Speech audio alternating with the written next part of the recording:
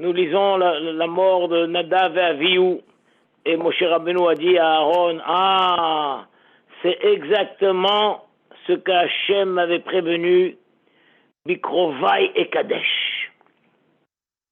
Incroyable, ce grand jour de fête, l'inauguration du Mishkan, c'était l'euphorie, partout. Et pas en plein dans la fête, il y avait un feu qui était descendu du ciel, les Juifs étaient contents, ça y est, Hachem nous a pardonné le faute du veau d'or, c'est merveilleux, c'est la fête, c'est la joie, pas.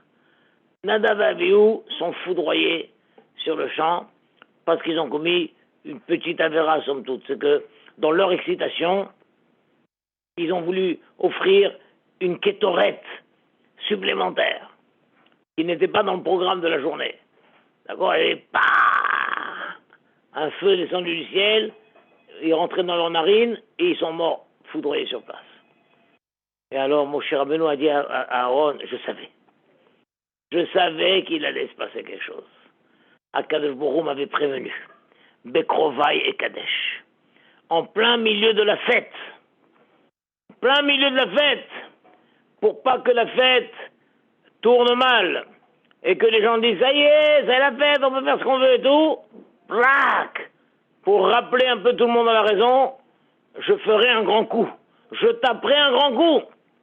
Et Moshe Rabbeinu a dit à Aaron, j'étais sûr que c'était ou toi ou moi qui allions recevoir le coup en pleine fête. Maintenant, je vois que c'est tes enfants qui ont reçu. Ça prouve qu'ils sont plus grands que toi et moi. Incroyable. Et nous aussi, on était en plein Pourim. C'était la folie, c'était l'euphorie. On a tout oublié. On a oublié le Corona, on a oublié la guerre en Ukraine, on a tout oublié. C'était Pourim, c'était magnifique. Et le Pourim se continue à Yerushalayim. Moi, j'étais à Yerushalayim à ce moment-là. La fête continue. 2 jours de Pourim, les déguisements, les mishlomanot, l'insouciance, et puis pas. Moi, j'étais de retour en voiture vers 3 heures de l'après-midi et j'étais en train d'écouter un shiur de Rav Rosenblum. Tout d'un coup, on dit hop, nous arrêtons immédiatement. Nous venons d'apprendre que le Saratora, le prince de la Torah, a un malaise, qu'il est tombé. Arrêtez tout, plus de fêtes, plus de choses. Que chacun prend son télim, mettez-vous à prier. À prier. Les prochains matchs, Maria Yosef, Chaim Ben, Peissa, Myriam, j'ai oublié. Priez, tout le monde prie. Waouh! On a entendu, moi j'étais en voiture, j'ai crié, j'ai dit, ah! Et chacun il a fait télim et tout ça en avant. Et on suivait. Qu'est-ce qu'il en est? On ne sait pas. Ils font ça. À un moment, le journaliste, il dit, il était en bas de la maison. Il dit, wow, les enfants sont en train d'arriver les uns après les autres. Ah, mais nous entendons, à travers la fenêtre, nous entendons déjà les paroles de Vidouille. Le Vidouille, waouh. Ça va mal, c'est pas mal. Et tout d'un coup, il dit, on entend Shema Israël. Les enfants, ils ont hurlé, Shema Israël. Ça s'est entendu dans la rue et tout. Et il annonce, malheureusement, le Saratora. Il y a eu 50 minutes de réanimation, rien n'a fait. Et le Saratora a quitté ce monde. Un cri, crié, waouh. Et immédiatement, ils ont fait passer des rabbinim qui ont dit, qu'est-ce qu'il faut faire, Et donc il y a le Rav Osfir Malka qui a dit, tous ceux qui ont appris quoi que ce soit de lui, qui l'ont connu, qui l'ont fréquenté tout, doivent immédiatement faire kriya, déchirer leur chemise 10 centimètres en disant la bracha, mais sans dire le nom d'Hachem. Il faut dire Baou Rata et penser le nom d'Hachem. Et lequel me rend l'âme, Dayana Emet, déchiré. Donc moi, j'avais rien sur moi. Je suis attendu d'arriver à la maison. Je suis arrivé à la maison. J'ai pris mes ciseaux. Trac, j'ai fait une fente et j'ai déchiré la chemise et tout ça, tout. Après, il a fallu se travailler pour que passer un Shabbat normal quand même et tout. Incroyable. Et la Levaya a eu lieu hier après-midi dans la semaine de Bekrova et Kadesh. La semaine de Bekrova et Kadesh.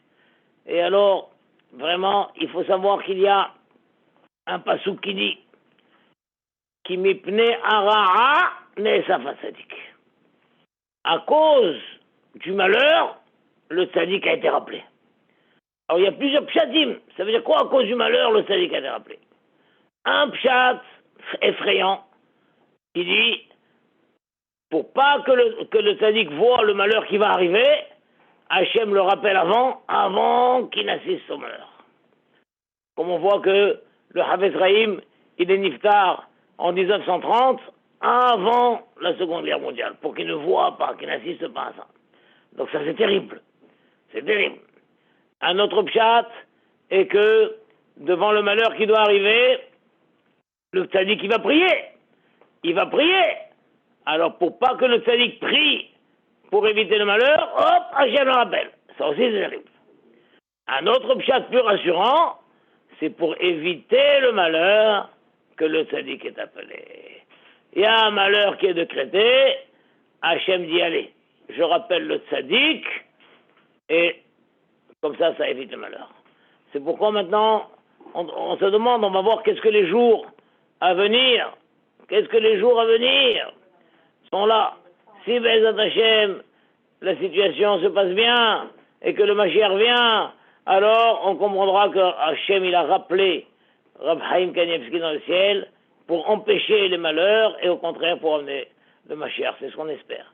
Parce qu'il faut savoir que Rab Chaim Kanievski, je crois qu'en France aussi ils savent, en Israël, c'est lui qui portait le monde. Il portait le monde entier. Moi j'étais à Bnei Brak, je voyais, il portait le monde entier sur ses épaules. Moi, j'ai eu la chance d'être proche, parce que quand j'allais, alors tout le temps, j'étais de bonne humeur, je parlais, j'allais pas en pleurnichant là-bas. Et alors un jour, j'ai reçu un coup de téléphone d'un petit-fils, le Rav David Kolodetsky, son petit-fils, il m'a dit, voilà, je vous appelle au nom de la famille, on souhaite que vous veniez plus souvent voir le Rav.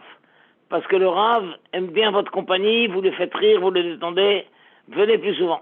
Et effectivement, j'ai essayé d'aller assez souvent, mais après, quand j'ai commencé à travailler à Yerushalayim, alors je n'avais plus le temps malheureusement d'aller, j'ai espacé mes visites, et c'est vrai que ça fait un moment que je n'étais pas allé le voir. Mais tout le temps j'avais ça sur le cœur, parce que je sais qu'il appréciait mes venues. Et voilà, mais c'était un très très grand tzaddik. Non seulement il connaissait toute la Torah. Quand il était petit, son fils a raconté que quand il était petit, le vendredi soir, il prenait un livre où il y avait tout un tas de slogans de haramim comme ça, et le jeu c'est de lui dire, voilà papa, où c'est marqué ça? Où c'est marqué ça? Où c'est marqué ça? Où c'est marqué ça? Où c'est marqué ça? Il citait des choses les plus lointaines qui soient, et lui à chaque fois il disait c'est marqué là, c'est marqué là, c'est marqué là, c'est marqué là. Il connaissait toute la Torah sur le bout des doigts d'une manière surhumaine. C'est pas possible qu'un cerveau humain connaisse à ce point. Un ordinateur peut dire ça. Comment tu cherches un enseignement où on dit par exemple Oshel Adam Kamoto, tu tapes sur les il te donne.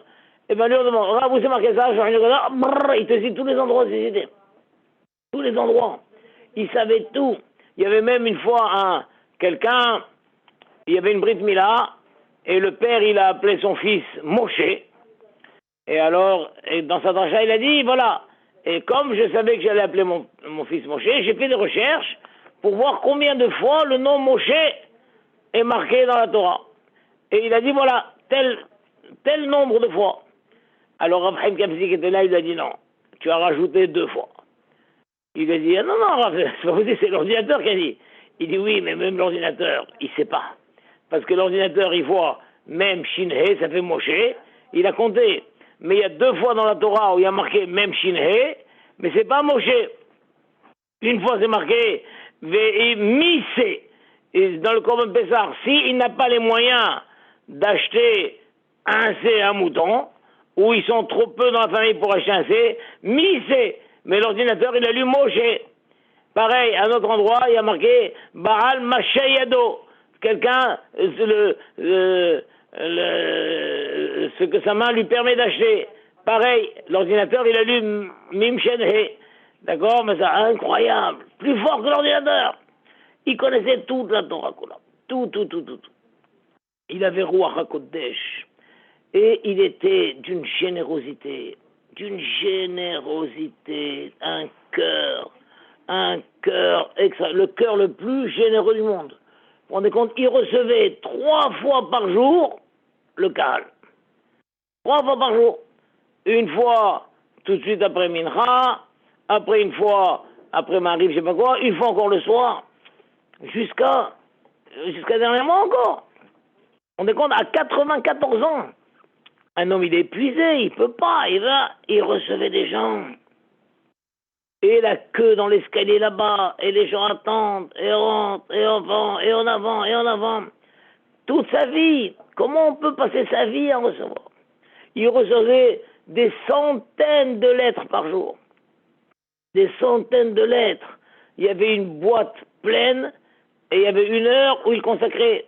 Moi j'étais plusieurs fois, j'ai vu, hop, au moment où c'est la lecture des lettres.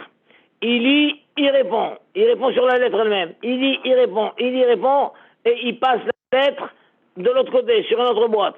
Et là-bas, il y a quelqu'un qui met l'enveloppe, qui renvoie. Et une fois, son fils lui a dit, mais papa, souvent c'est même des enfants qui t'écrivent. Des enfants qui t'écrivent, pourquoi tu prends la peine de répondre? Il dit, parce que si eux, ils m'écrivent, c'est parce qu'ils veulent avoir une lettre de moi. Il faut dire, waouh, Raphaël, il m'a écrit. Alors si ça peut leur faire plaisir, si ça peut leur donner du courage en la Torah, voilà, aujourd'hui on peut dire dans le monde, il y a des milliers de gens qui peuvent se dire, j'ai une lettre de Raphaël. Voilà, je lui ai écrit, il m'a répondu. Regarde. Un homme comme ça qui consacrait, dont le temps était tellement important, le temps était tellement important, mais consacrer du temps pour répondre à toutes les lettres qu'il recevait. Même quand c'était des lettres d'enfants, il prenait le temps qu'il fallait. Et on sait que tous les jours, il rentrait du collège pour manger. Il mangeait avec sa femme, il mangeait jamais sans sa femme. Et le repas était prêt toujours à table, il s'asseyait pour manger, et sa femme mangeait avec lui.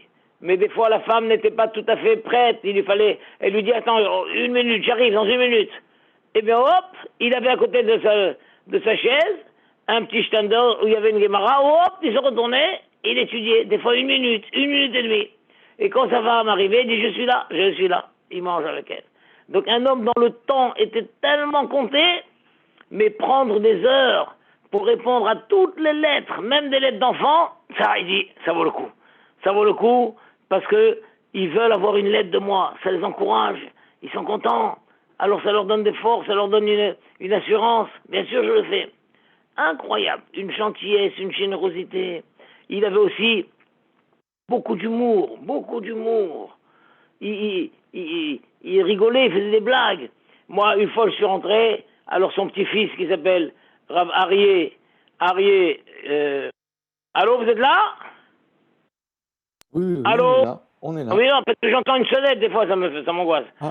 Alors, Rav Arié Kanievski, il lui dit, ah, voilà, notre ami, Yedidenu, Rav Elia Ouzan, notre ami Ouzan est là. Alors, Ouzan, ça veut dire Ozen aussi, ça veut dire oreille.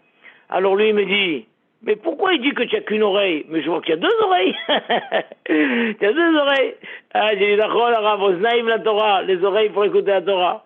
Mais comme ça, il dit, mais pourquoi il dit que tu n'as qu'une oreille? Mais je vois que tu as 2 oreilles. Et comme ça, une fois, je suis venu avec un petit-fils à moi, il avait les manches courtes. Il m'a dit, alors, t'as pas les moyens de lui acheter une chemise à manches longues? Tu veux que je te prête de l'argent? Je dis, non, Raph, ça va. D'ailleurs, je regrette. J'aurais dû dire oui. Comme ça, j'aurais pu me vanter que Raphaël Kadefsi m'a prêté de l'argent. Et comme ça. Et alors, quand je venais chez lui, toujours, ceux qui avaient un chapeau qui se baissait sur le front, hop, il levait le chapeau parce qu'il voulait voir le front des gens. Il voyait des choses sur le front. Alors moi, avant, j'avais un chapeau comme ça. Donc chaque fois, hop, il me levait le chapeau. Jusqu'au jour où j'ai décidé d'acheter un chapeau avec le bord relevé. Et je dis, voilà, Raph, ça y est, maintenant, vous me levez plus le chapeau, le bord est relevé. Ah, il était content, il rigolait. Pareil, quand les gens venaient chez lui, avec ceux qui avaient les péotes derrière les oreilles. En France, on avait toujours les péotes derrière les oreilles. Alors, hop, avec ses 2 mains, il tire les péotes, il les met devant. Mais une fois qu'on sort, on les remet derrière les oreilles. Et une année, j'ai dit, ça va, je vais arrêter avec ce jeu-là. J'ai décidé de mettre les péotes devant. Et donc j'ai dit, Rav, ça y est, ouais, grâce à vous, Rav, ça y est, je mets plus les péotes derrière, je les mets devant. Il était content. Et c'était incroyable, il était doux, il était gentil. Alors moi, j'habitais en location dans la maison de l'un de ses petits-fils. C'était lui mon propriétaire. Et à un moment, je lui ai parlé, je lui ai dit éventuellement, je peux acheter ta maison si j'ai de l'argent. Alors il m'a dit non, non, non, parce que mon grand-père Ephraim m'a dit cette maison, tu la vends jamais. Tu la vends jamais. Bon, d'accord. Alors une fois, quand j'étais là-bas chez Ephraim, le petit-fils, il était là justement. Je lui ai dit, c'est quoi? Redemande-lui pour la maison. Alors il lui a dit, voilà, papy, Rabuzan, il veut acheter ma maison. Il lui a dit, tu peux la vendre. Il dit, mais tu m'as dit que je ne dois jamais la vendre. Et il a dit, à lui, tu peux la vendre. À lui, tu peux la vendre. J'étais fou de joie, j'étais heureux. Bon, malheureusement, j'ai pas réussi, j'avais pas l'argent, et puis je sais pas comment on fait l'argent, les prêts, les banques, les trucs. C'est pas mon domaine, j'arrive pas. Donc j'ai jamais acheté, donc j'ai continué à rester locataire dans la maison. Et donc, mais vraiment, il était proche, il était vraiment. Alors une fois, il a sorti le livre, il y a quelques années, un livre qui s'appelle Orchot Yosher. Orchot Yosher. C'est un livre où, avec Aleph Bet, Gimel, sur chaque chose, il traite d'un sujet. Et alors, quand il est sorti, moi j'étais en France à l'époque encore. Alors le docteur Hardy m'a offert, il a pris un livre, m'a offert, parce que le docteur Hardy était très proche de lui, il m'a offert. Et j'ai étudié, j'ai dit très bien. Et donc je me suis dit, tiens, je vais faire cours sur ce livre-là. Et donc quand une fois j'étais en Israël, je suis venu, j'ai dit, Rav, je vais acheter 10 livres. Il dit, pourquoi 10 livres? Il dit, parce que je crois que je suis le seul au monde qui fait cours sur le livre Orchot Yosher. Je vais acheter 10 livres. Il m'a dit, va te servir dans l'armoire là-bas. Et tu mettras l'argent, je sais pas où. Il était fou de joie que je faisais cours sur son livre. Effectivement, j'ai enseigné plusieurs fois tout le livre Orchot Yosher. Mais vraiment, c'était un homme, un tzaddik exemplaire dans tous les domaines de la vie, de la générosité, du souci de l'autre, de la simplicité. Incroyable. Et puis c'était vraiment un très très grand sadique, les miracles qu'il faisait. Alors très souvent, les gens m'envoyaient pour demander des brachot. Alors j'ai quelques histoires qui me reviennent comme ça. Une fois, quelqu'un de Ranana m'a dit, écoutez Rav, c'est très très urgent, le bébé, sa femme est enceinte, le bébé est à l'envers. Et les médecins ont dit, s'il ne se retourne pas dans les heures qui suivent, on sera obligé de faire une césarienne, on ne peut plus attendre. Alors je suis allé chez lui, je dis, voilà, Rav, un tel et sa femme et tout, le bébé est à l'envers, il faudrait vraiment que le bébé se retourne, sinon elles vont faire césarienne. Alors comme on était avant Pourim, justement, alors il m'a dit, Vena Forou, je ne sais pas si vous connaissez, c'est une phrase qui est dans la Megillat Esther, que pour dire que la situation s'est renversée. Au lieu que ce soit les ennemis d'Israël qui ont attaqué Israël, c'est Israël qui a attaqué leurs ennemis. Vena Forou, ça s'est inversé. Donc il m'a dit comme ça, il m'a dit Vena Forou, alors qu'il s'inverse. Bon, et mon ami m'avait donné 200 shekels. Donc je suis sorti, après j'ai oublié de donner 200 shekels. Je reviens 5 minutes après, le rav dit quoi? Il s'est déjà retourné? Alors j'ai dit peut-être, je sais pas, mais c'était pour donner 200 shekels, j'avais oublié de donner. Après j'appelle mon ami, sa femme, elle était déjà là-bas, à l'hôpital, sa femme et tout. Oh, puis il me dit, miracle, l'enfant s'est retourné. Et j'ai dit, tu sais quoi, quand le rav, il a dit quoi, il s'est déjà retourné? J'étais sûr qu'il s'est déjà retourné. Et donc, pour jamais il a pu accoucher normalement. Une folie. Pareil, alors moi, c'était une chose incroyable. Une chose incroyable. J'ai une longue barbe. Ceux qui me connaissent ou voient des photos, j'ai une longue barbe. Mais il m'arrivait de temps en temps, en bas, d'égaliser la barbe. Quand pour le mettre droit, alors je coupe un demi-centimètre, quoi. Non, bah. Alors une fois, j'ai égalisé ma barbe. Et le lendemain, j'étais avec une équipe de rabbinim de Torah Box et tout, chez le Rav. Et tout de suite, il m'a dit, oh, ta barbe est courte. Alors tout le monde a rigolé, parce qu'elle est longue, ma barbe. Et je leur ai dit, vous comprenez pas, je viens de couper hier un demi-centimètre pour l'égaliser. Et le Rav, il a vu ça. Le Rav, il a dit, ta barbe est courte. Quoi, à ce point, il voyait tout, le Rav. Il voyait tout, il se retenait de dire. Il y avait des gens qui venaient, hein, il se retenait, il leur disait pas. Mais il voyait tout. Donc même le fait que j'ai égalisé ma barbe de quelques millimètres, il a vu. Incroyable. Alors une fois, j'ai vu aussi pareil une femme qui habitait en France, m'a dit écoutez, c'est une femme divorcée avec des enfants, elle voulait quitter la France pour venir s'installer en Israël, elle savait pas, elle hésitait, hein. Elle m'a envoyé, alors je suis allé, j'ai dit voilà, voilà Rav, comme ça et comme ça, elle veut venir en Israël et tout, elle sait pas et tout. Alors il me dit bois, le fameux bois, il est connu, peut-être vous l'avez entendu, bois c'est un résumé de bracha ve'asara. Il recevait tellement de gens, ne serait-ce que dire bracha ve'asara, tu dis 300 fois bracha ve'asara, bracha ve'asara, bracha ve'asara, d'abord ça l'épuise, et c'est du temps. Alors un jour, il a décidé de dire bois, bois. Les gens croyaient qu'il se moquait, pas du tout. De tout était dans son cœur. En disant bois, il pensait bracha ve'asara. Alors il m'a dit bois. Tu lui diras, mais non, quelque chose de plus fort, j'en supplie. Alors il dit, bois, bois, bois, bois, bois, bois. Effectivement, cette femme, elle a fait son alia, elle est en Israël, elle est très bien installée, très heureuse. Ses enfants sont là, dernièrement son fils avait la bar mitzvah. Baruch Hashem, bois, bois. Mais avec quelle générosité, quelle force et tout. Une folie. Moi-même, j'ai eu un gendre qui était à un moment très, très, très malade. Et il était branché à comment on appelle ça, cette machine-là, l'ECMO. Et puis, bon, il y a ça. L'ECMO, c'est une machine qui prend toutes les fonctions du corps. Et ça remplace le cœur, les reins, les poumons, le foie. Mais ça ne peut être que quelques jours, c'est limité. Ça ne peut pas être... si au bout d'un certain nombre de jours, le malade ne reprend pas un peu lui-même l'activité, alors c'est fini. Il s'en sortira plus. Et donc là, c'était, bon, ça se prolongeait chez mon gendre et tout, la situation était très, très inquiétante. Et donc, je suis parti chez Raphaïm. Et alors, pendant que j'étais chez Raphaïm, le père de mon gendre m'appelle, il me dit, où tu es? Je dis, je suis chez Raphaïm. Il dit, bon, laisse tomber. Laisse tomber, on veut que tu sois là pour les derniers moments. Je dis, mais non, il me dit, laisse tomber maintenant, c'est trop tard. Viens vite, on veut que tu sois là. Et moi, heureusement, je suis pas parti, je dis, mais ça va pas. Je suis chez Ephraïm, il y a un devant moi, le prochain c'est moi. Et je suis rentré, et je dis, mais toujours moi je rentrais pas en pleurant, en disant, voilà, mon gendre est malade. Je dis, voilà, mon gendre, il a besoin de ce fil-là, il faut le sauver, voilà, il s'appelle comme ça et comme ça. Allez, Rav, Hashem. Et le Rav dirait, fouch, le maï, il a donné une belle bracha. Et après, je dis, alors il y en a qui disent qu'il faut rajouter un nom. Il me dit, bon, si tu veux. J'ai quel nom? Ce que tu veux, choisissez le nom que vous voulez. Mais qu'est-ce que je fais? On enlève l'ancien nom? Non. Vous choisissez un nouveau nom, vous le mettez devant le prénom qu'il a. Bon, c'est ce qu'on a fait, on a rajouté un nom, etc.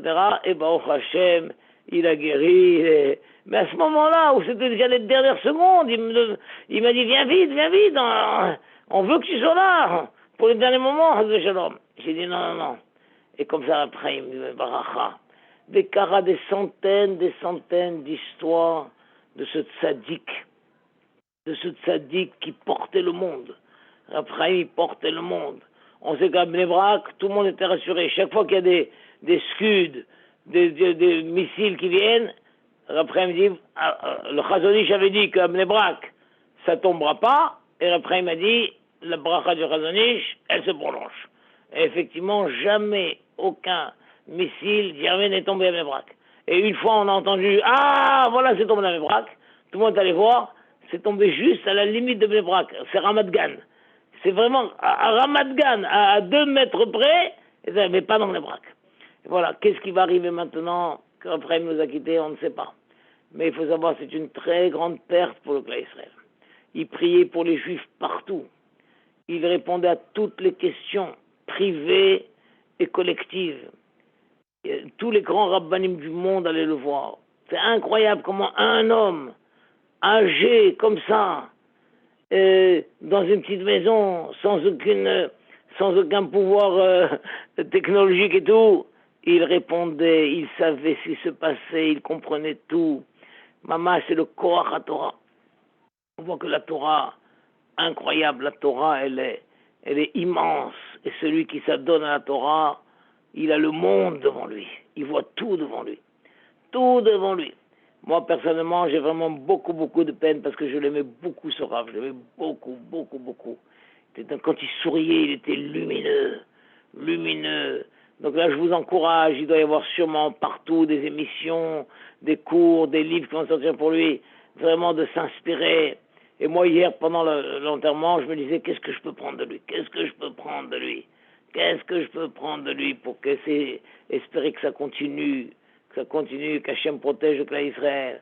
Voilà, Bezat Hachem, c'était une mitzvah de parler de lui. Rav Chaim Kanievski, Rav Chaim, Shmariaou Yosef, Ben Arav, Yaakov Israël, le Stapler, son père aussi était une lumière, des géants. Alors tout le monde dit la question maintenant, qui va être le suivant?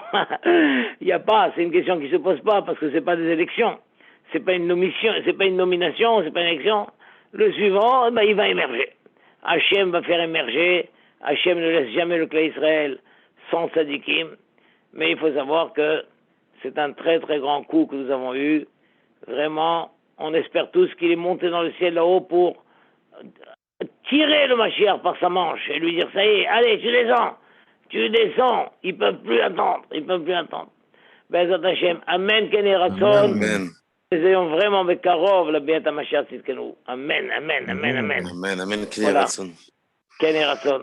Voilà, Chazak, mes amis, à très bientôt, je vous embrasse très fort. Que Dieu vous protège. À bientôt. Au revoir.